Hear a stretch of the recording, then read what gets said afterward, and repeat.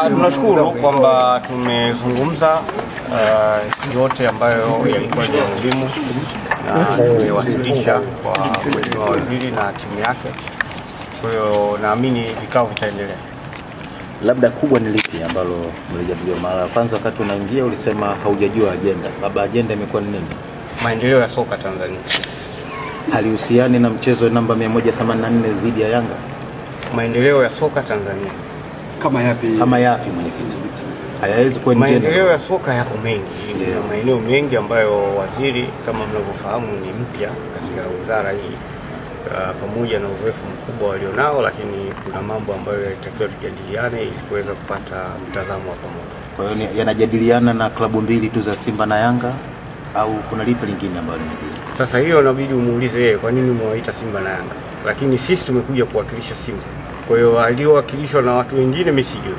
Halikuwepo la Simba. Kwanza sijui hata kama Yanga mwenyekiti.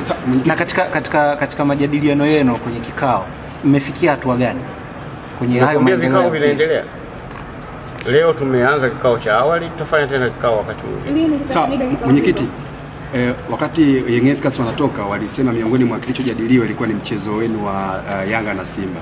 Labda nyinyi kwenye hayo majadiliano na kile ambacho ulichokisema kama ni maendeleo ya mchezo wa mpira wa miguu nchini, na ukasema kwamba waziri ni mpya kwenye wizara, kwa hiyo kuna mambo mengi ambayo alikuwa anataka kuyafahamu kutoka kwenu.